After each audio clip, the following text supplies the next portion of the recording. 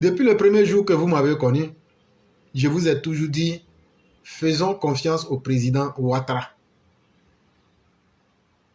Le président Ouattara n'est pas venu dans la politique parce qu'il voulait venir pour faire de la fanfaronnade ou se servir des Ivoiriens ou bien pour s'enrichir. Yann l'a dit de suite. Dans la vie, il y a certaines choses que tu veux fuir parce que ça ne t'intéresse pas. Mais ça te rattrape. Allez prendre le Ouattara des années 90.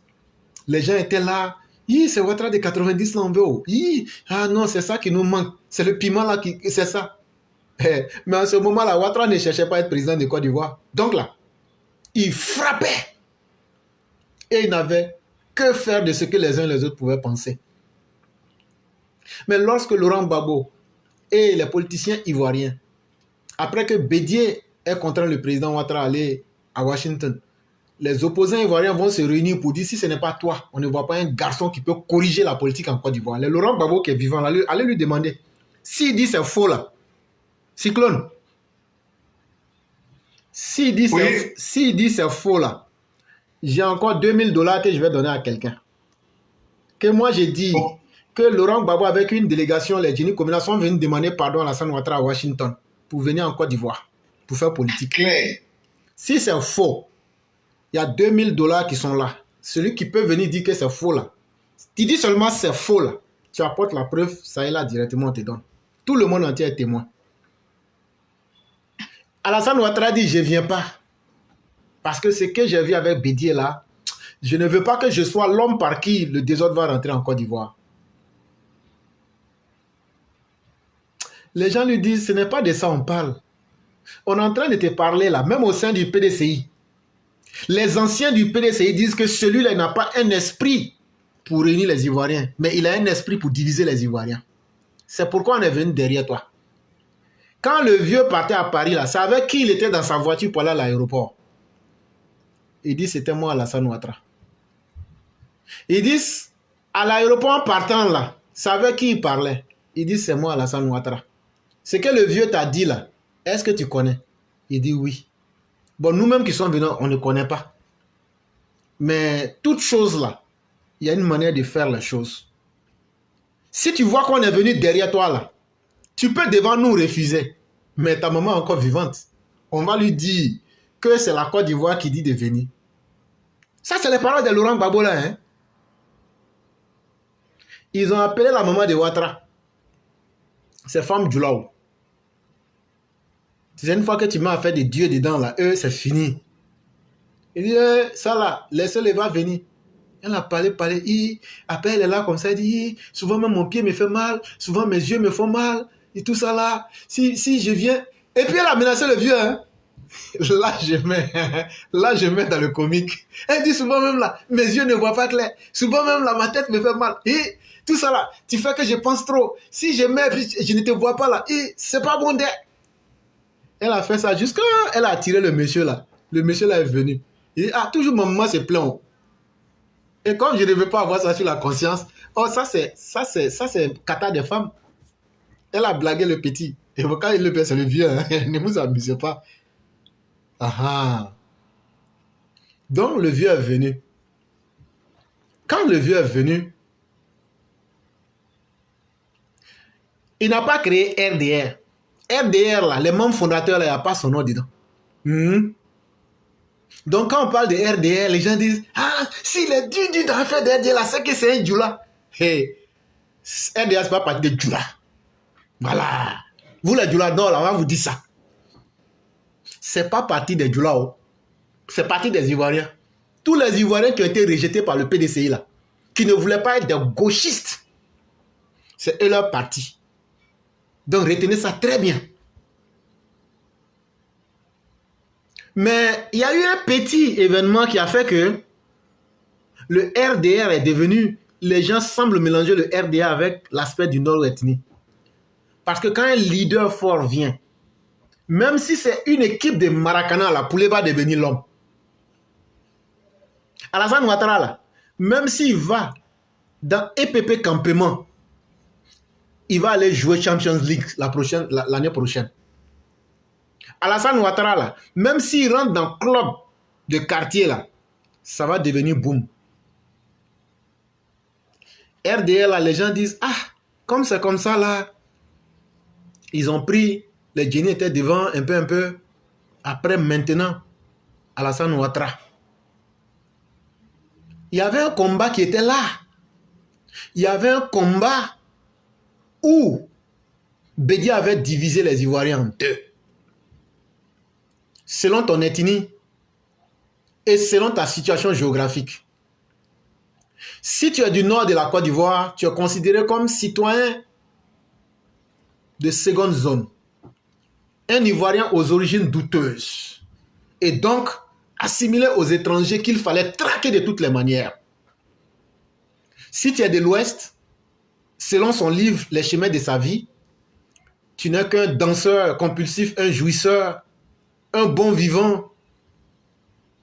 Et si tu es Akan, c'est ceux-là qui ont le sang bleu et qui doivent diriger par excellence la Côte d'Ivoire. Et donc la Côte d'Ivoire ayant été mise dans ce schéma, il fallait un vrai garçon pour tenir la tête haute. Et le président Ouattara, il a été ce rocher-là. Et il a trouvé des militants déterminés qui ont mené ce combat-là, chers enfants. Là, maintenant, ce n'est plus à notre génération que je parle, mais je parle à ceux qui sont nés après 90. On a mené ce combat-là. Même Laurent Gbagbo que vous voyez là, en 1995, lui-même il dit, si quelqu'un dit que Alassane Ouattara n'est pas ivoirien là, que lui va combattre la personne. Le même Laurent Gbagbo, lui et puis Alassane ont créé leurs différents partis, le RDA et puis le FPI, là, ils se sont mis ensemble, ils ont créé, même RHDP que vous voyez là, pour eux là, Alassane Ouattara et puis pour Gbagbo, là, on appelait ça le Front républicain. On a mené le combat contre Bédié, qui était un dictateur féroce, impitoyable et inconscient. Bédié est devenu extrêmement méchant contre tous les peuples de Côte d'Ivoire. À part les Baoulés de Daoukro, Bédié avait soumis le pays à une dictature clanique violente. On va résister. Ce sont des personnes comme nous autres qui avons fait les marches, où on a été blessés, gazés, fusillés, on a tenu. Jusqu'en 1999, en décembre 1999, Tidjane Thiam que vous voyez là, il a aidé Bédié à faire sa dictature clanique et tribale. Quelqu'un qui a fait ça, lui il pense qu'il n'a pas un passé, il pense qu'on a oublié. Le Joe Bala de la politique ivoirienne. Lui il pense que faire la politique c'est une mannequinat, c'est où c'est facile, là, on va là-bas. Et donc, comme le travail est fini, le colon va venir maintenant pour prendre les bénéfices. Et puis nous, les indigènes, on va s'asseoir pour le regarder. Et donc, ils ont été balayés par Guy Robert. Guy Robert que vous voyez là, quand lui il est venu là, le jour qu'il est venu au pouvoir là, il avait Dagbé. Maintenant, ceux qui ont fait le coup d'état là, ce sont les IB, les shérifs Ousmane et autres. Ils ont dit au général Palenfo et au général Koulibaly Abdoulaye de prendre le pouvoir. Et ils disent, si on fait ça là, les gens vont dire que c'est un pouvoir de Djoula. Donc ils ont appelé Guy Robert. Quand ils ont appelé Guy Robert, lui il est venu, il a pris la tête. Il a dit que lui il est venu pour balayer la maison et puis on va organiser l'élection et puis la Côte d'Ivoire va aller bien. Au début il parlait bien. Il dit toutes les filles et les fils de Côte d'Ivoire vont se mettre ensemble. Tout le monde va aller ensemble. 14 jours après sa venue, quand on devrait faire la désignation des ministres, Laurent Gbagbo est sorti pour dire, si c'est un coup d'état RDA, dites-nous en même temps. Voyez-vous, il y a des mots qu'on ne dit pas à certains moments. Il y a des mots là, c'est pas que c'est mauvais, hein, mais quand c'est dit à un moment là, ça a des conséquences. Les gens se sont dit, comme c'est arrivé là, allons doucement. Parce que ce qu'on a voulu éviter là, si ça va nous rattraper là, allons doucement.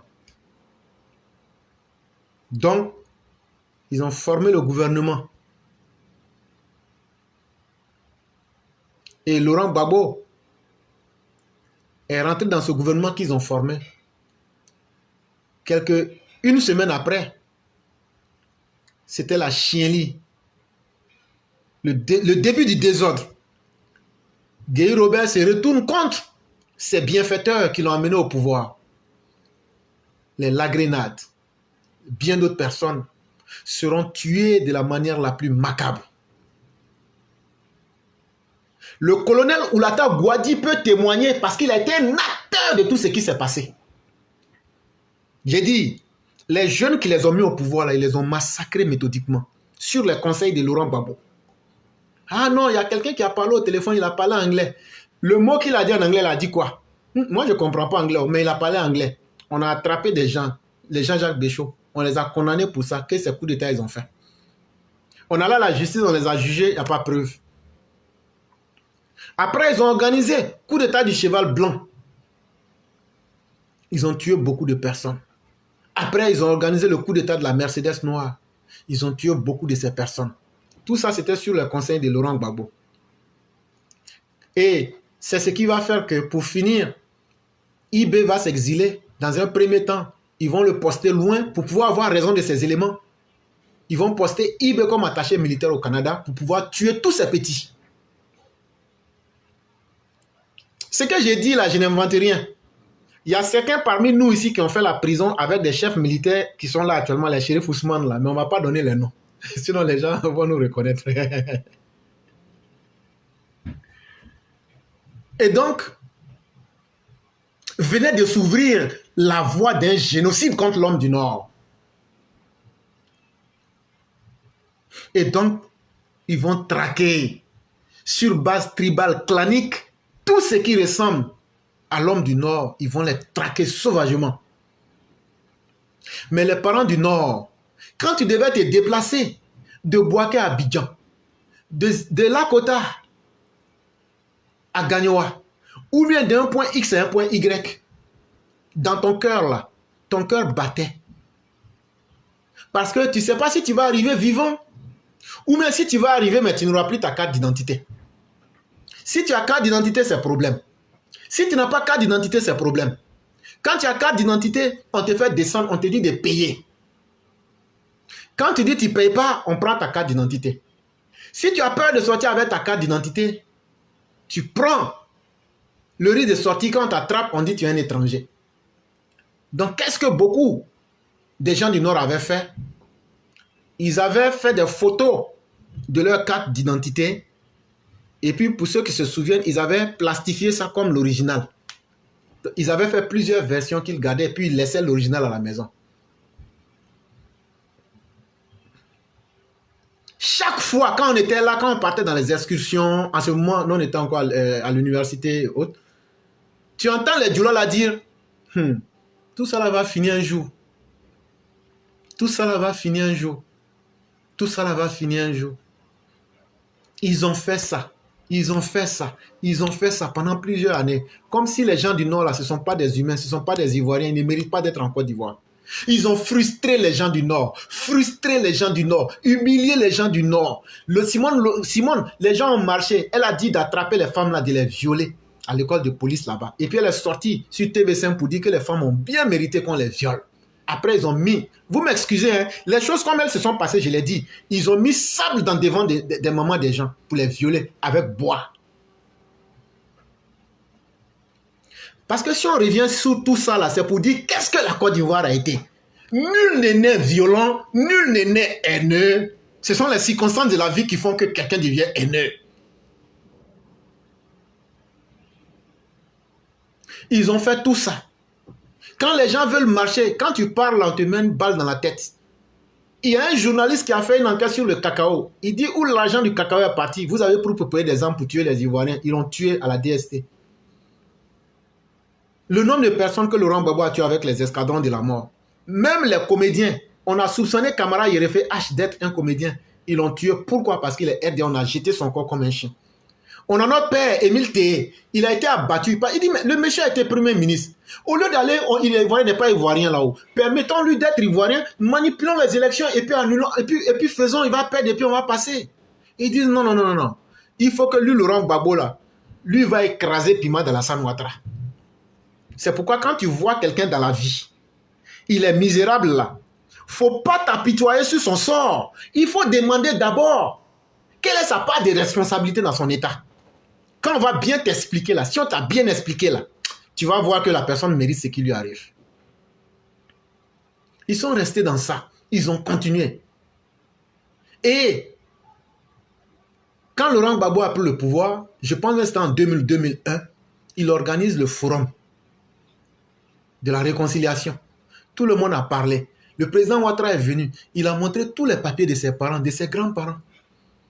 Blé Goudé que vous voyez là, il dit même si tu apportes extrait de naissance de Dieu lui-même là, on s'en fout de ça. On s'en fout de ça. C'est que Bédié n'a pas eu le courage de terminer là. Nous, on va terminer. Toi, Alassane, là, on va non seulement te tuer, mais on va tuer aussi tous tes partisans. Et l'escadron de la mort faisait tellement bien son travail. Chaque matin, quand tu te réveilles à Abidjan, ce sont des corps criblés de balles. Ou bien c'est des individus qui disparaissent carrément.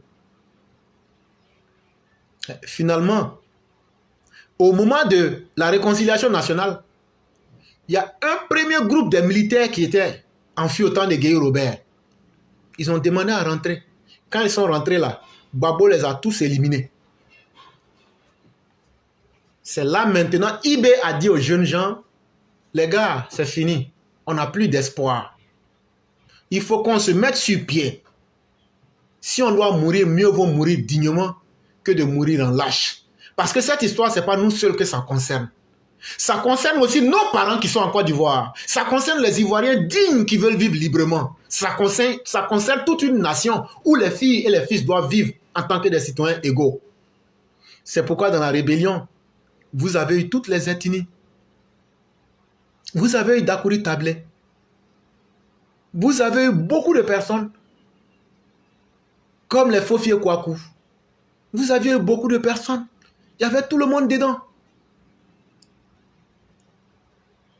Et donc le 19 septembre, avant le 19 septembre, Blaise Compaoré prend le temps de dire à Laurent Gbagbo, Laurent, quand tu étais opposant ici en 83 là,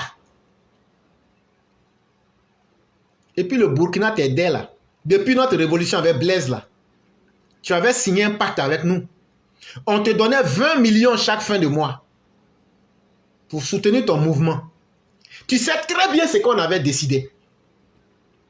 Tu avais dit que si tu venais au pouvoir, le port de San Pedro là, tu allais nous faire des facilités. Nous, le Burkina.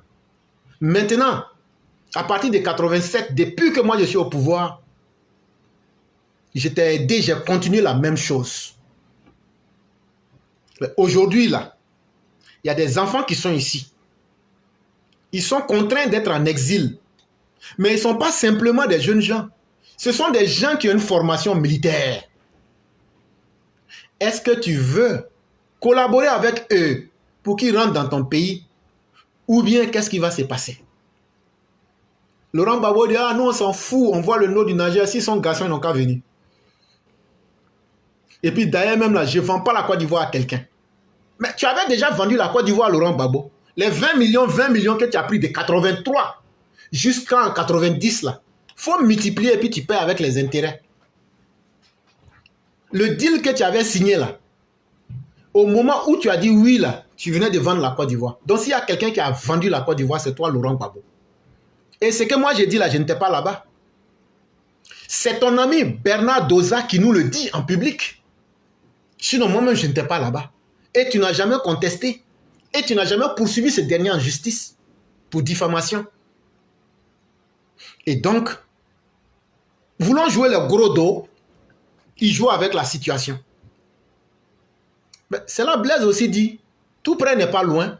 Si moi je m'en vais m'attaquer à la Côte d'Ivoire, on va dire le Burkina a attaqué la Côte d'Ivoire. Mais je vais utiliser les enfants là pour enlever la folie qui est dans tes yeux là. Blaise a structuré les enfants, il les a formés, il les a aidés idéologiquement et Kadhafi est venu en appui. Même Kadhafi, la Mohamed Kadhafi, est venu en appui. Il a financé aussi. Et puis ils sont venus le 19 septembre. Ils ont mené leur première opération qui était un coup d'État pour enlever Laurent Gbagbo. Mais le coup d'État a échoué. Quand le coup d'État a échoué, quand on s'est réveillé le matin, ça s'est transformé en mutinerie. Ils ont occupé les villes de Korogo, ils ont occupé les villes de Bouaké et les villes d'Abidjan. Et le pays était en ballottage. Vers les 18 h, on se demandait, mais qui sont ceux qui ont attaqué? D'autres disent que ce sont des Burkinabés, d'autres disent que ce sont des inconnus, d'autres disent que ce sont des étrangers. La CEDEAO a décidé de faire partie des Alpha Jets pour bombarder les rebelles à Bouaké.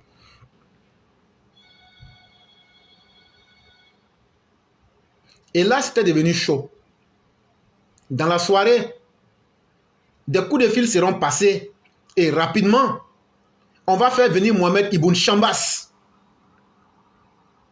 Et ce dernier va arriver à Bouaké. Ils vont aller au camp de l'Adrao. Là, ce que je vous raconte là, je ne vous parle pas en tant que quelqu'un qui a entendu. Ça, c'est un témoin oculaire, mais il y a des détails que je saute. Et ils vont demander, mais vous là-même, vous êtes qui?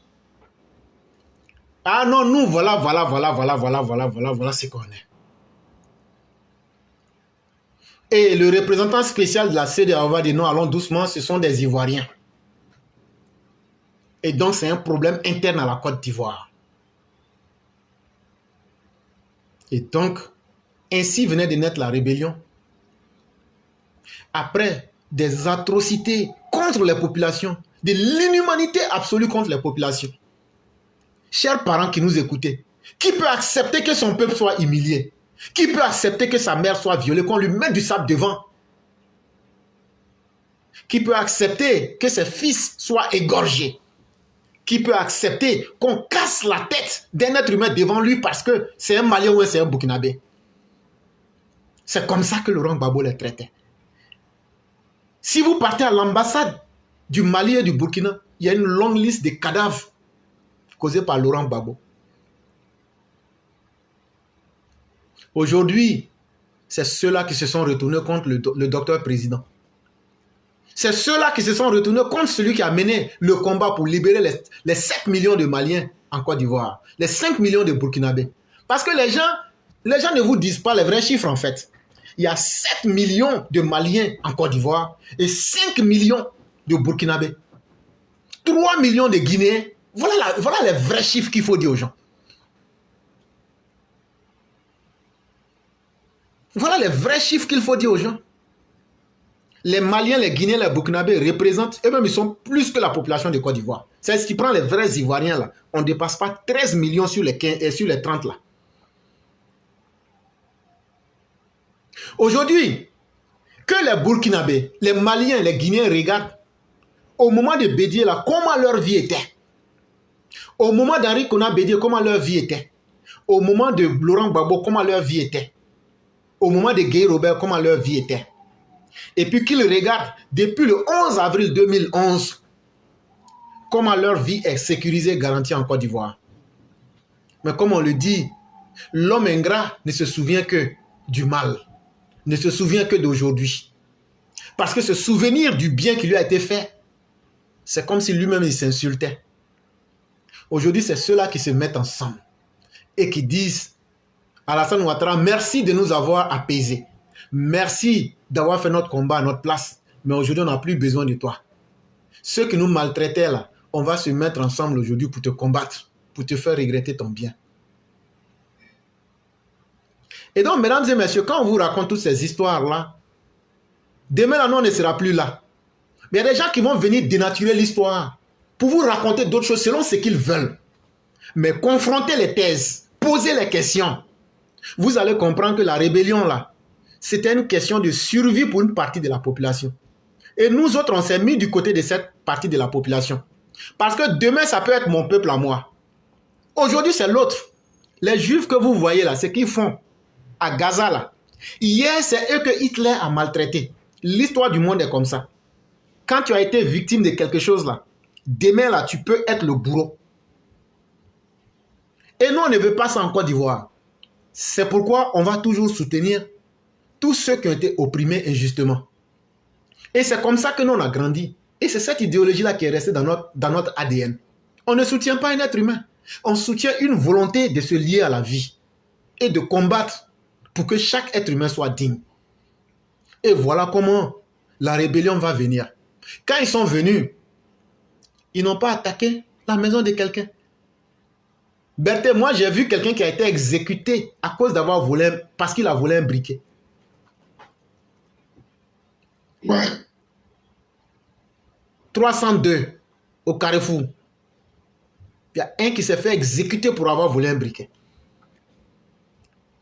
Mais aujourd'hui, quand Soro-Guillaume va maintenant prendre de plein pied, que IB va le mettre en commission pour aller être le porte-parole de la rébellion, Soro-Guillaume va jouer un double jeu et se faire passer pour le vrai propriétaire de la rébellion et prendre attache avec Mamadou Koulibaly et Afin N'Guessan.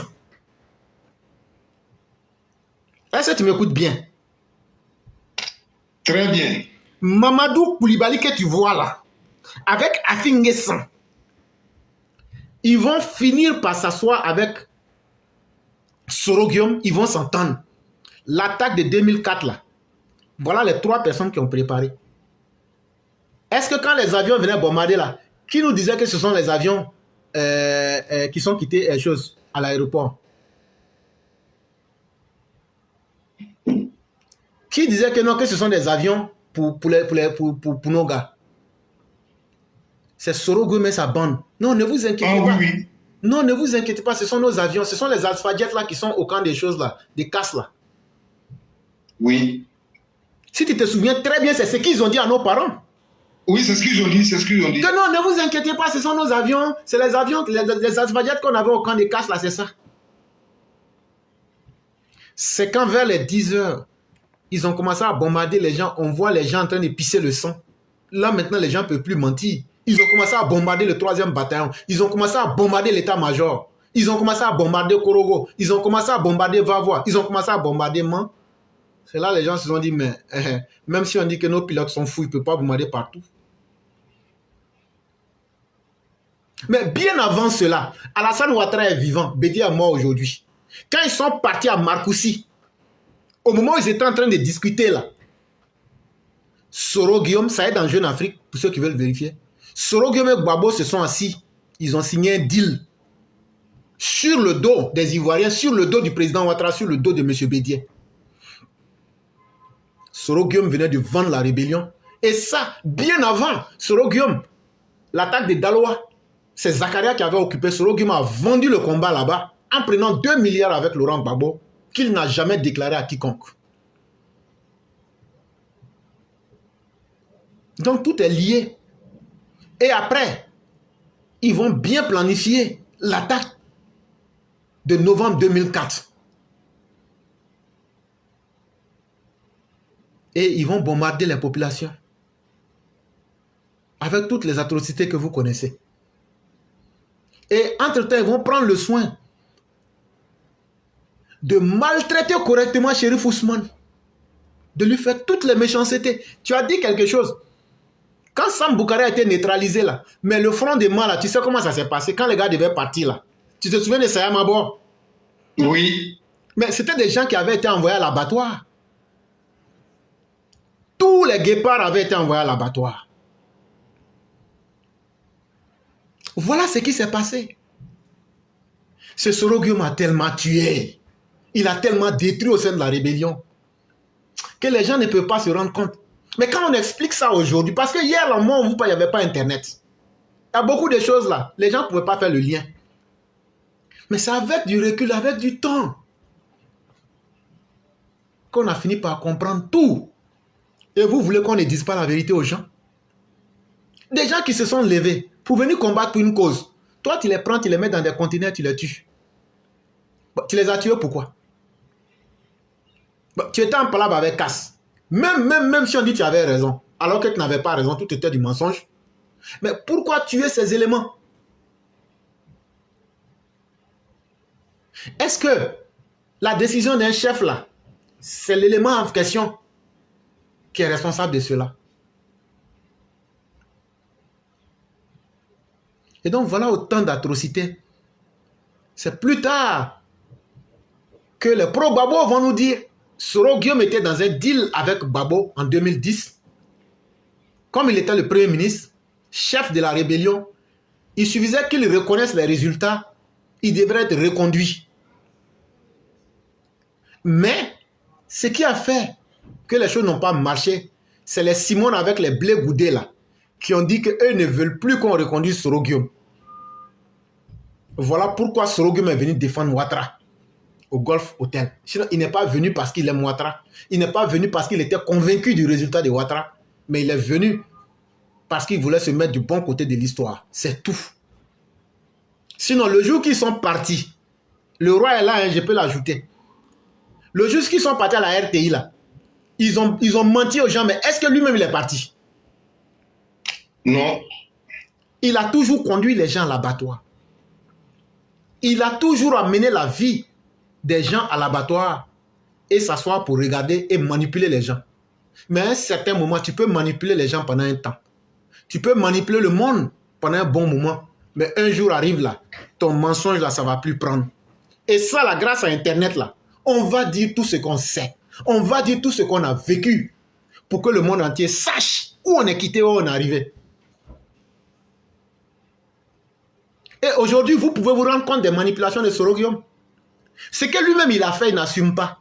Non, j'étais là comme ça un matin, Ouattara est tombé jaloux. Comment un président de la République peut être jaloux d'un président de l'Assemblée nationale?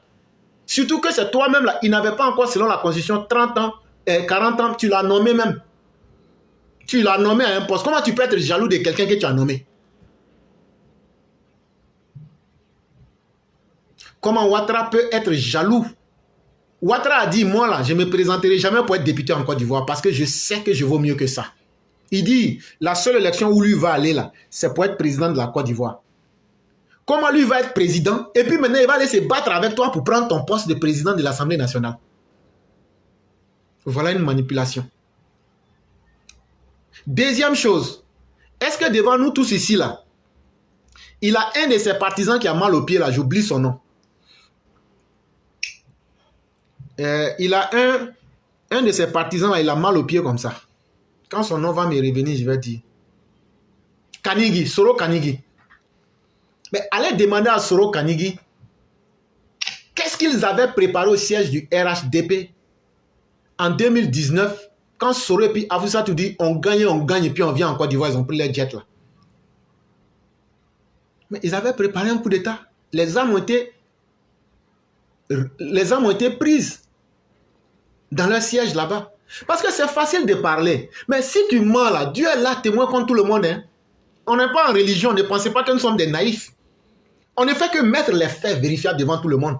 Mais de là à croire qu'on est des naïfs, ou bien qu'on est imbibé dans nos sentiments, détrompez-vous.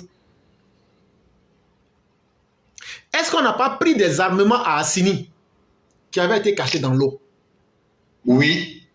Est-ce que le procureur de la République n'est pas sorti pour venir nous montrer un audio? Et jusqu'à aujourd'hui, Afoussata Bamba même dit que l'audio c'est vrai. Oui. Mais tout ça là, c'est pas mauvais. Hein? Aujourd'hui, l'individu vient. En 2020, lui avec les babos, il faut aller reprendre la disquette où il était dans une gargote, là, dans un bar bizarre. Là. Si tu écoutes très bien, il y a une partie, il dit, j'ai Babo avec moi, j'ai Bédié avec moi, j'ai Afi avec moi, j'ai tout le monde avec moi. Si tu te souviens très bien, va reprendre, tu vas écouter ça dedans.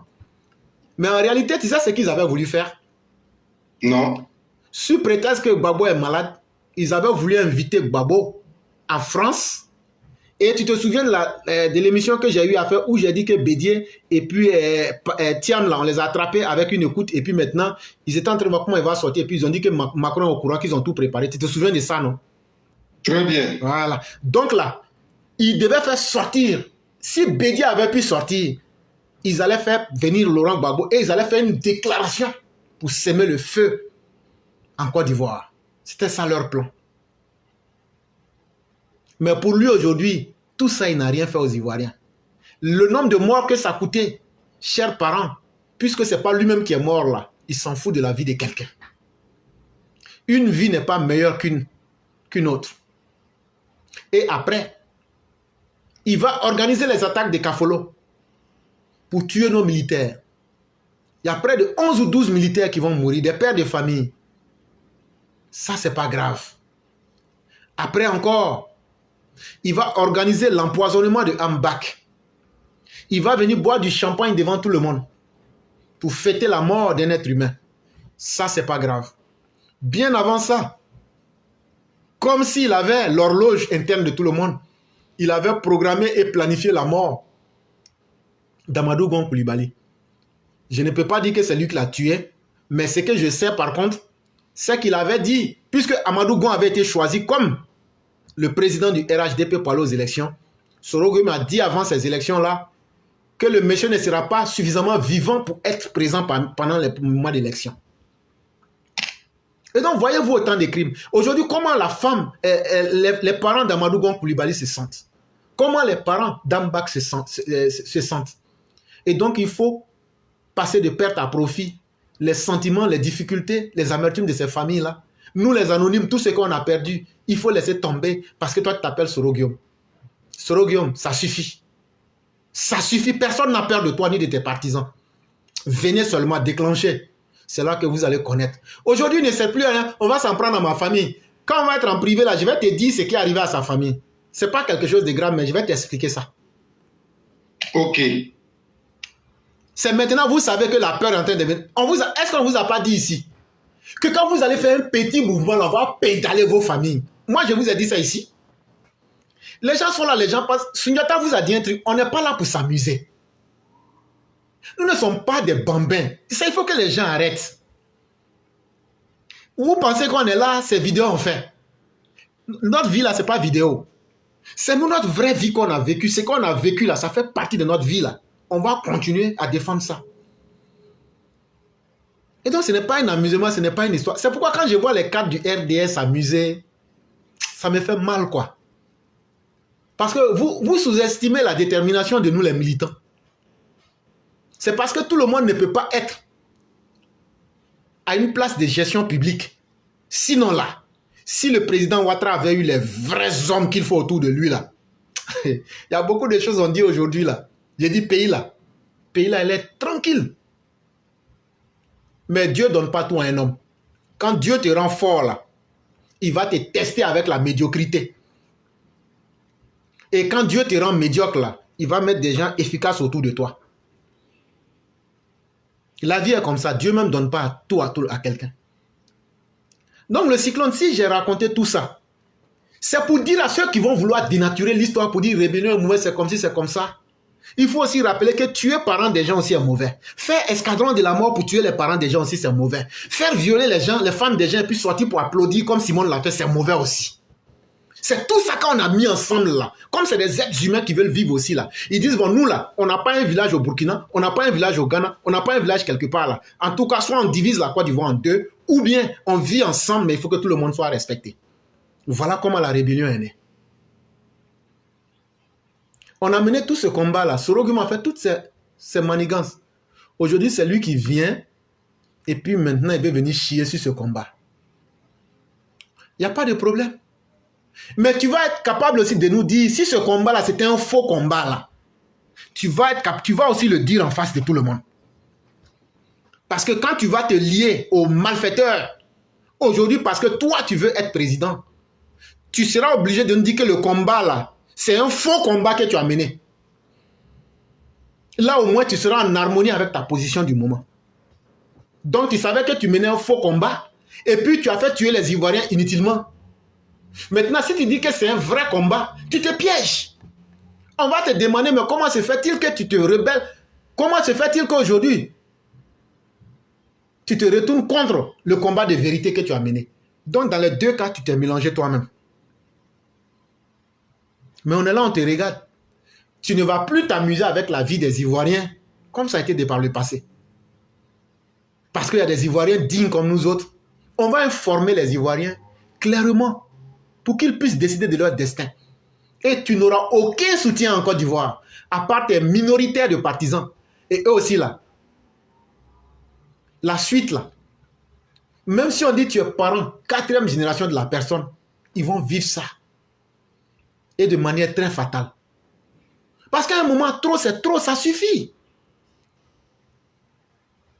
Tu ne viens pas te montrer aux Ivoiriens en tant que quelqu'un qui a un programme. Tu ne viens pas te montrer en tant que quelqu'un qui va les aider à sortir de la difficulté, mais tu te présentes comme quelqu'un qui va augmenter leur souffrance et les tuer, les menacer. Et non, le meilleur moment, comme il y a la Coupe d'Afrique là, il faut venir menacer les Ivoiriens. Mais là, tu as choisi la pire des stratégies. Alassane Ouattara là, on ne le menace pas. C'est le il y a des choses là, si on te raconte là, c'est là que tu vas connaître Ouattara. Tout dernièrement, il y a une délégation qui est venue. Bon, je ne dis pas l'histoire en vérité, j'extrapole.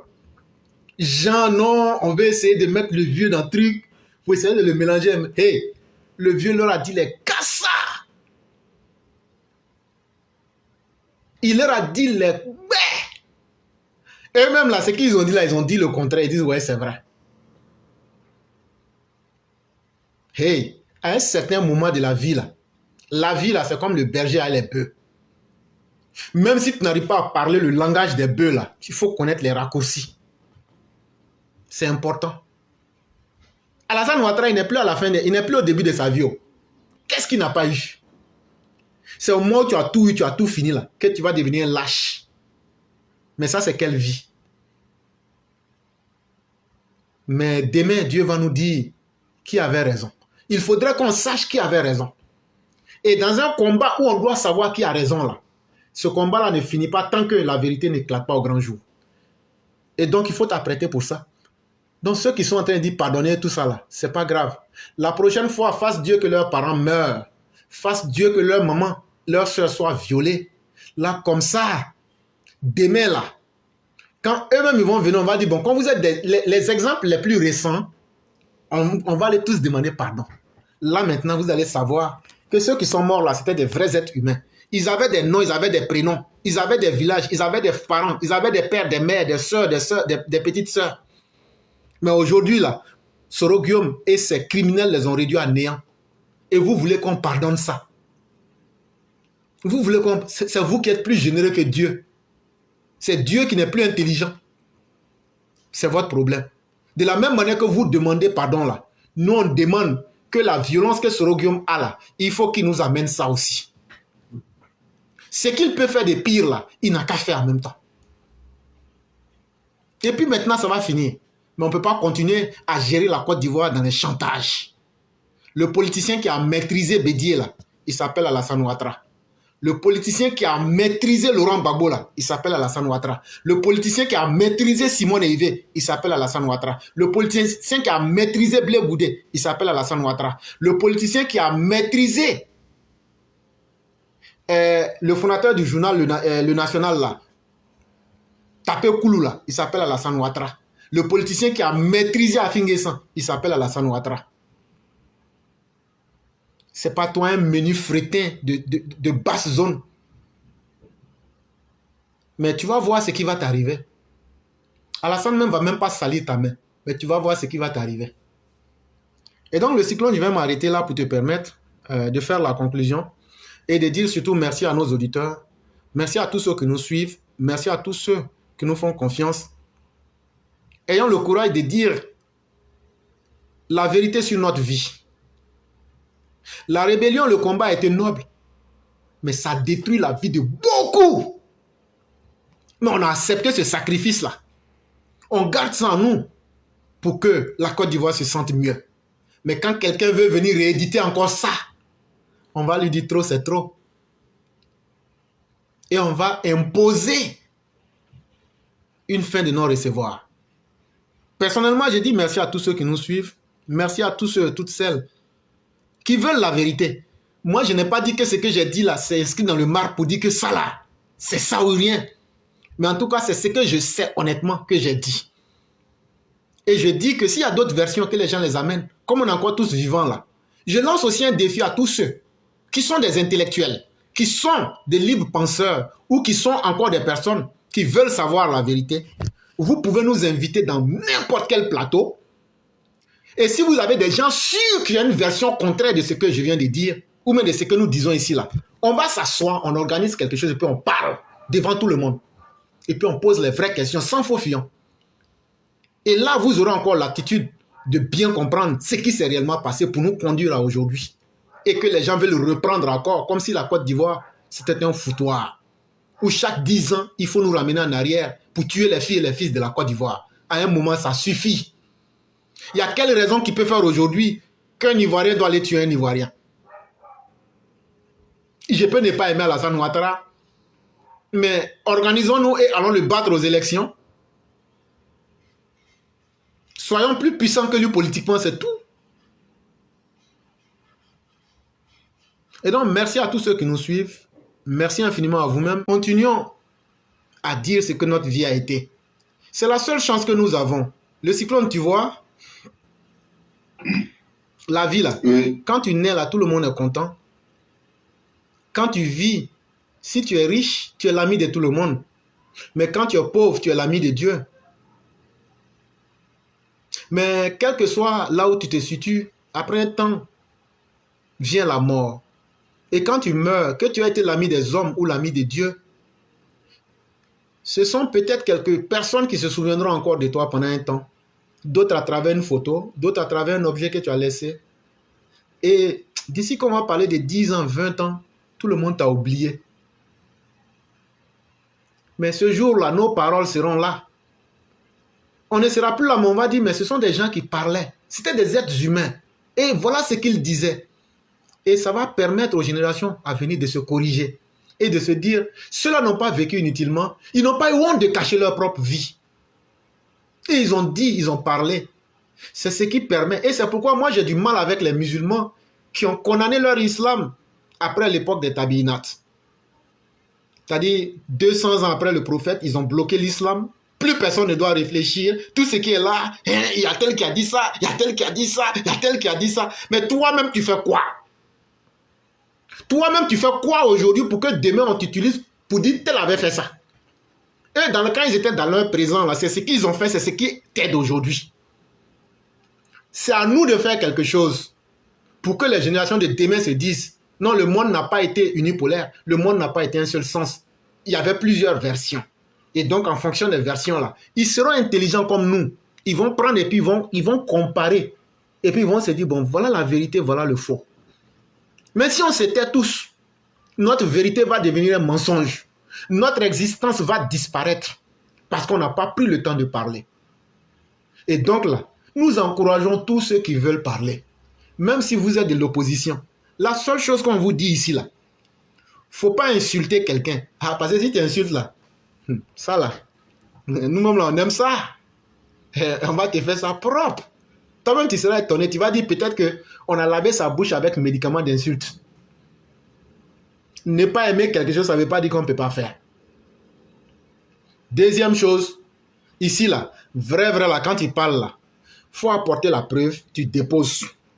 Maintenant, tout ce que tu veux là, il faut dire. Ces preuves-là qui nous intéressent. Et donc, quand on va mettre ça devant le monde entier va décider. Si notre message les aide, là, ils vont se souvenir de nous. Comme de la manière les gens vont se souvenir des ponts d'Alassane Ouattara pendant 50 ans, 100 ans. C'est comme ça que notre vérité va aussi aider les générations à venir. Et donc là, ne nous sous-estimons pas. Moi, je n'aime pas parler en public. Et c'est pas facile. Ce n'est pas facile pour nous-mêmes. Mais on doit essayer. C'est en mangeant que l'appétit vient. Donc vraiment, merci à tous ceux qui ont envie de parler mais qui ont honte. On ne met pas quelqu'un en prison. On ne va pas frapper quelqu'un. Il faut venir, quand tu vas parler une fois, deux fois, là, c'est fini. Tu vas t'habituer. Et puis, ça va être intéressant. Et on va participer ensemble à créer cette vérité-là qui va servir aux générations à venir.